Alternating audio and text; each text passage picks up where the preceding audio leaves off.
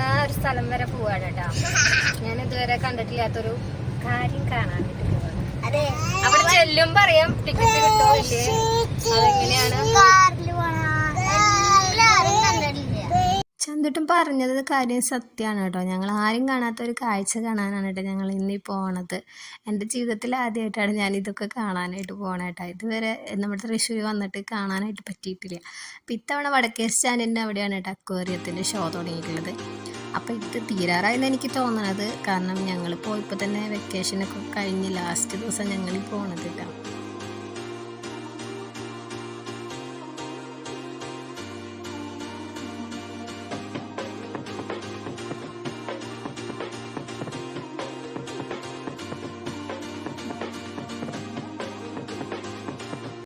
നമ്മൾ ആദ്യം തന്നെ ചെന്ന് കയറണത് അന്റാർട്ടിക്കയുടെ സ്നോ ലാൻഡിലേക്കാണ് കേട്ടോ. സ്നോ എന്ന് പേര് മാത്രമേ ഉള്ളൂ കേട്ടോ, അവിടെ മഞ്ഞൊന്നുമില്ല കാര്യമായിട്ട്. കാരണം എന്താ വെച്ചിട്ടുണ്ടെങ്കിൽ ഈ കാണുന്ന വെള്ളപ്പൊടികളാണ് മഞ്ഞായിട്ട് അവർ ഇങ്ങനെ ഉണ്ടാക്കി വെച്ചിരിക്കുന്നത് കേട്ടോ. പിള്ളേരെ പറ്റിക്കാലോ എന്ന് കരുതിയിട്ടാണ് അവർ. പക്ഷെ ഞാൻ കുറച്ച് പ്രതീക്ഷിച്ച് പോയിട്ടാ, നമുക്കിങ്ങനെ ഈസിയുടെ കൂളിംഗ് ഒക്കെ കിട്ടുമായിരിക്കും എന്ന് വിചാരിച്ചു. കാരണം നട്ടപ്പുറ വെയിലായതുകൊണ്ട് തന്നെ കുറച്ച് തണുപ്പ് ഞാൻ പ്രതീക്ഷിച്ചു. പക്ഷെ എവിടെ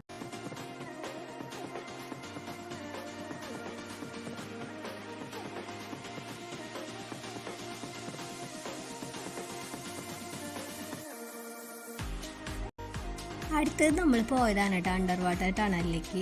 അവിടെയാണ് നമ്മുടെ മീമിക്കുട്ടന്മാരൊക്കെ ഇരിക്കുന്നത്. മീമിക്കുട്ടന്മാരെന്ന് പറഞ്ഞാൽ പോരാ, ഈ പൊടി ടൈപ്പ് തൊട്ട് ഏറ്റവും വലിയ ടൈപ്പ് വരുന്നതെന്ന് എനിക്ക് തോന്നുന്നത്. വലിയ സ്രാവും തിമിംഗലൊന്നല്ല കേട്ടോ.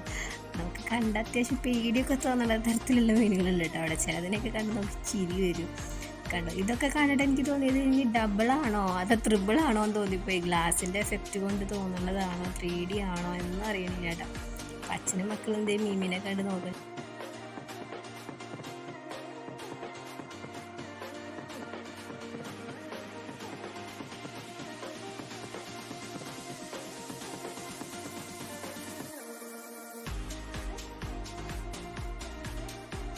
നേരത്തെ പറഞ്ഞ ഒരു വലിയ മീനിൻ്റെ പെട്ടതാണ് കേട്ടോ. ഇത് നല്ല വലിപ്പമുണ്ട് കേട്ടോ. അതിൻ്റെ ഒരു കളർ ചേഞ്ച് ആണ് കേട്ടോ ഈ കാണുന്നത്. ഇതിൻ്റെ പേരൊന്നും എനിക്കറിയില്ല. എന്തായാലും കാണുമ്പോൾ തന്നെ എനിക്ക് ഇതിനൊക്കെ പേടിയാവാണ് കേട്ടോ. ഞാൻ ഇതിൽ കൂടെ നടക്കുന്നുണ്ടെങ്കിലും ആസ്വദിക്കുന്നതിൻ്റെ ഇടയിൽ കൂടിയും എനിക്ക് തോന്നുന്ന ഒരു കാര്യം എന്താ വെച്ചിട്ടുണ്ടെങ്കിൽ ഇതെങ്ങനെ പൊട്ടി തലയിൽ വീഴുമെന്നുള്ളൊരു പേടി ഉണ്ടായിരുന്നു കേട്ടോ.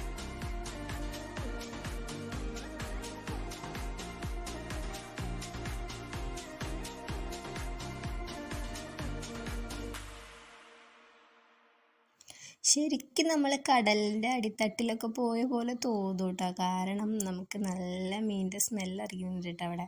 അപ്പോൾ ഇത്രയധികം മീനുകളുള്ളതാണല്ലോ. പിന്നെ കുറച്ച് കഴിഞ്ഞപ്പോഴാണ് കേട്ടോ കുറച്ച് മീനുകൾ അവിടെ അട്ടിയായിട്ട് ഇങ്ങനെ അടക്കടക്ക് പോലെ കിടക്കണ കണ്ടോ. ഇവർ സമരത്തിലാണോന്ന് അറിയില്ല കേട്ടോ, ഇവരെ ഷോ കഴിഞ്ഞിട്ടാണോന്ന് അറിയില്ല. എന്ത് പറഞ്ഞാലും എനിക്ക് ആ കുഞ്ഞമീനുകളോടാട്ടോ ഭയങ്കര ഇഷ്ടമായത്. അതിങ്ങനെ എന്താ പറയുക, ആർച്ച് പോലെ നിൽക്കുമ്പോഴേ നല്ല രസമാണ്. നമ്മൾ നേരത്തെ ഫസ്റ്റ് കണ്ടിട്ടുള്ളവിടത്തേക്ക് നമ്മളിങ്ങനെ ടണലിൻ്റെ ഉള്ളിൽ കൂടെ കടന്ന് ഇപ്പുറത്തേക്ക് എത്തിയിട്ടുള്ളൂ കേട്ടോ.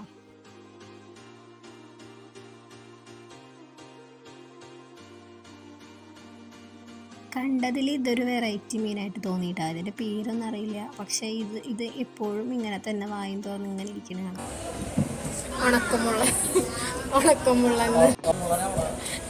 ശരിക്കും ഇതിൻ്റെയൊക്കെ പേര് എഴുതി വെക്കുകയാണെങ്കിൽ കുറച്ചും കൂടി നമുക്ക് അറിയാനായിട്ട് നല്ല കാര്യമായിരുന്നു കേട്ടോ. ഇതാണ് കേട്ടോ നേരത്തെ പറഞ്ഞതിൻ്റെ വെറൈറ്റി എന്ന് പറഞ്ഞത്. ഇതിന് എനിക്ക് പുലിക്കുട്ടിന്നും അതിനെ എനിക്ക് എയ്റോപ്ലെയിൻ എന്ന് വിളിക്കാനാണ് തോന്നിയത് കേട്ടോ. പിന്നെ ഇവരൊക്കെ ഇവിടെ സൈലൻ്റ് ആയിട്ടിരിക്കണ്ടായിരുന്നു. പിന്നെ നമ്മുടെ മത്സ്യകന്യകേനെ, അതായത് കടലമ്മയുടെ മോളെ കാണാനായിട്ട് പോവാ കേട്ടോ.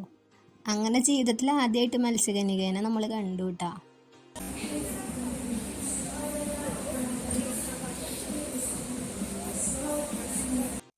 ഈ ഒരു കാര്യത്തിൽ കുട്ടികളായാലും പാരൻസ് ആയാലും ഒരുപോലെ കണ്ണും തള്ളിയിട്ടാട്ടാ നിൽക്കണം. എല്ലാവരും ഒരു നിമിഷം ഒറിജിനൽ മത്സ്യകന്യകയാണോ എന്ന് ചിന്തിക്കാതിരിക്കില്ല എന്ന് എനിക്ക് ഉറപ്പാണ്. ചന്തൂട്ടിനാണെങ്കിലും തേച്ചിട്ടിനാണെങ്കിലും മത്സ്യകന്യക്കൊന്നും എൻ്റെ അടുത്തേക്ക് വായുവോന്ന് വേണ്ട നിൽക്കണം കേട്ടോ. സത്യത്തിൽ ഈ കടലമ്മയുടെ മോളാണോ മത്സ്യകന്യക എനിക്കറിയില്ല കേട്ടോ. എന്തായാലും ഞാൻ അങ്ങനത്തെ ഒരു ബന്ധം ഉണ്ടാക്കി വെച്ചിട്ടുണ്ട്. അപ്പം മത്സ്യകന്യക എന്തായാലും നല്ല സഹകരണമുള്ള ആളാണ് കേട്ടോ. നമ്മളുടെ അടുത്ത് ഫോട്ടോ എടുക്കാനായാലും വീഡിയോ എടുക്കാനായാലും ആൾക്ക് ഒരു പ്രശ്നമില്ല. എല്ലാവരുടെ അടുത്തും ആൾ നിന്ന് കൊടുക്കുന്നുണ്ട് കേട്ടോ. അതുകൊണ്ട് തന്നെ ആർക്കും അവിടെ നിന്ന് അങ്ങോട്ട് നീങ്ങാനും തോന്നണില്ല കേട്ടോ. കുറേ നേരം ഞങ്ങളവിടെ നിന്നു കേട്ടോ. ആളിങ്ങനെ വന്നാൽ നമുക്ക് ഹാർട്ടൊക്കെ ഇട്ട് തരുന്നുണ്ട്, ഫ്ലൈങ് കിസ്സൊക്കെ തരുന്നുണ്ടായിരുന്നു കേട്ടോ. ഭയങ്കര ഇഷ്ടമായിട്ടോ ഞങ്ങൾക്ക് എന്തായാലും മത്സ്യകന്യകേനെ.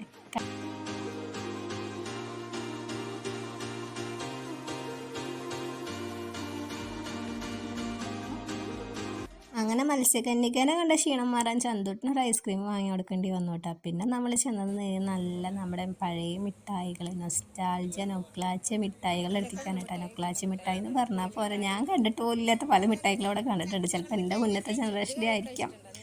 അങ്ങനെ ഈ മിഠായികളൊക്കെ കണ്ട് ഞാൻ ചന്തുട്ടിന് കാണിച്ചു കൊടുക്കാണ് കേട്ടോ. പക്ഷെ അവനൊന്നും വേണ്ടായിരുന്നു കേട്ടോ. അവനെല്ലാം അങ്ങനെ കാണാനുള്ള കൊതി മാത്രമേ ഉണ്ടായിരുന്നുള്ളൂ കേട്ടോ. ഈ സിഗരറ്റ് മിഠായി ഞാൻ എൻ്റെ ജീവിതത്തിൽ ഇതുവരെ കഴിച്ചിട്ടില്ല കേട്ടോ. എങ്കിലും ഞാൻ വാങ്ങിയൊന്നുമില്ല. എൻ്റെ കണ്ണ് എപ്പോഴും എടുക്കാറതാ ഇവിടെയാണ്. ഇവിടെയാണെങ്കിൽ മുടിഞ്ഞ റേറ്റ് ആയിരുന്നു കേട്ടോ. അന്ന് കളക്ഷൻ ആണെങ്കിലോ ഒട്ടും കുറവല്ല. നല്ല നല്ല കമ്മലുകൾ, എൻ്റെ പൊന്നി, എൻ്റെ കിളി പാറിയിട്ട് സത്യത്തിൽ. അങ്ങനെ 2 കുഞ്ഞിക്കമ്മൽ സൈത്തേട്ടന് സോപ്പിട്ട് ഞാൻ വാങ്ങിയിട്ടുണ്ട് കേട്ടോ. അപ്പോഴാണ് ചന്തോട്ടിൻ്റെ പരാതി, അമ്മയ്ക്ക് മാത്രമേ അച്ഛൻ വാങ്ങി കൊടുക്കുള്ളൂ, കാരണം തൊട്ടപ്പുറത്താണ് കേട്ടോ നമ്മുടെ കളിപ്പാട്ടങ്ങളുടെ കടയുള്ളത്. അവൻ്റെ പരാതിയും കേട്ട് പോയ ഞങ്ങളെ പറഞ്ഞാൽ മതി. അവിടെ ചെന്നിട്ട് അവൻ കണ്ണും നട്ട് നോക്കി നിന്നു, അല്ലാണ്ട് അവനെ ഒന്നും പറയണില്ല കേട്ടാ. തേജൂട്ടിനാണെങ്കിൽ ഒരു കുഞ്ഞു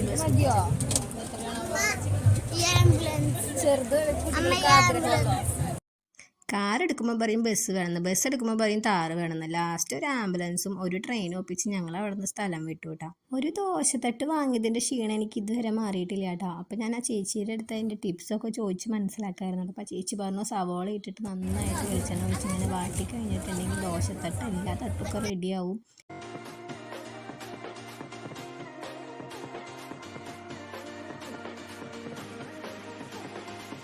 ഇവിടെ ഫുൾ ഇരുമ്പിൻ്റെ ഐറ്റംസ് വിൽക്കുന്നുണ്ട് കേട്ടോ.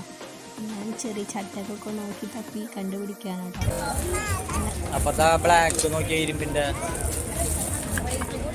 അങ്ങനെ നമ്മൾ കുഞ്ഞ് പർച്ചേസ് ചെയ്യാൻ കഴിഞ്ഞു കേട്ടോ. നമ്മൾ അടുത്ത കട പിടിക്കാൻ വിചാരിച്ചു. ഞാൻ കുറച്ച് നാളായിട്ട് വിചാരിക്കുന്ന ഒരു കാര്യമാണ് കേട്ടോ, ഇങ്ങനെ ഉപ്പൊക്കെ ഇട്ട് വെക്കാനായിട്ട് 2 കുഞ്ഞു ഭരണി പോലത്തെ വാങ്ങണമെന്ന്. അതിങ്ങനെ എൻ്റെ ആഗ്രഹം സാധിക്കും.